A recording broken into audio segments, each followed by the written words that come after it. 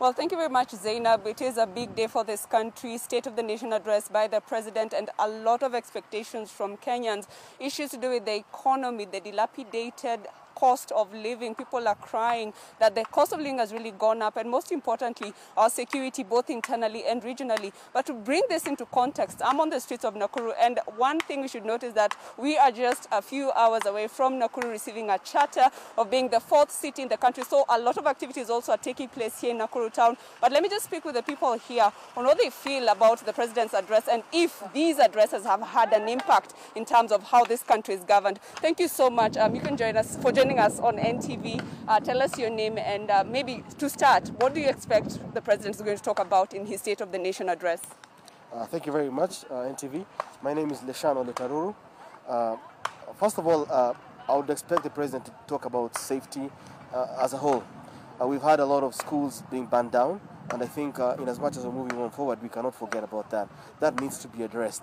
We also need to talk about the COP26, the environmental concerns, what agreements were signed, and what is the safety of our sustainable environment in the future. We also need to talk about police brutality, corruption, and all those. Those would you expect for the President to talk about mostly.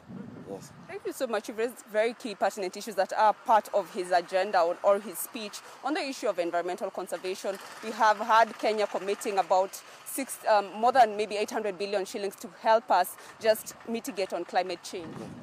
Yes, indeed.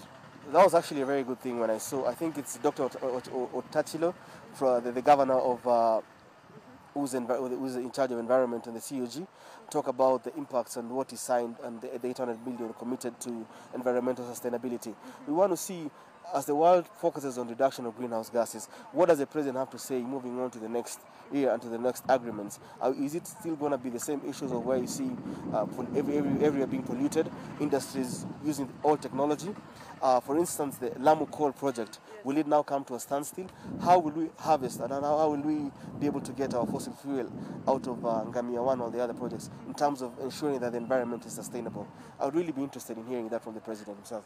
These are very, very important issues because we understand that we have committed ourselves into tree planting, and I think in our understanding, our way of mitigating climate change is on tree planting. We're in Nakuru. The rising lake phenomenon is very much alive here. Baringo is just a few kilometers here. They are suffering, and we've not seen the government talking about it. How do you see about this coming into play in this commitment? We expect that to be a discussion. I mean, we can't really talk about being a sustainable country without a sustainable environment. So we need to really ask. I hope the President talks about it. I hope the governors talk about it. And especially, we're in Nakuru right now, we are becoming a city. What sustainable measures do we put in place? Yes, we have issues with Lake Naivasha. We have issues with Lake Elementaita and Lake Nakuru. We've been able to see the fecal content go high in the water.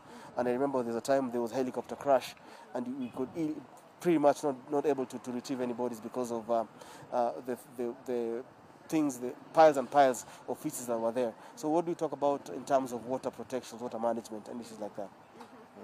Maybe in terms of safety, you mentioned school safety, general safety. We are in the middle of a pandemic right now, and I understand you're a safety expert. We are talking about our borders being protected in terms of interference in the conflicts within the Horn of Africa. What do you feel about internal safety in terms of also public health? I think COVID has taught Kenyans to be safety cautious. Everyone wears masks. Most people wash their hands, and there isn't the militant approach anymore. But we talk about the Omicron variant.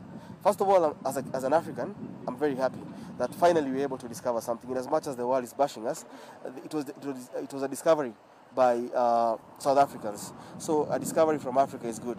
I don't fully support the measures that most of the world have put in terms of ostracizing the African countries which are facing the pandemic. But I hope that as a country, and as the President talks about it, we've suffered greatly economically and also in terms of loss of lives and livelihoods with the pandemic through the last 2 years. Yes. So I hope moving on forward, as citizens, I think we've accepted. And now I think the government needs to give us direction on how we move away from and how we go back and resuscitate ourselves from the pandemic. Okay.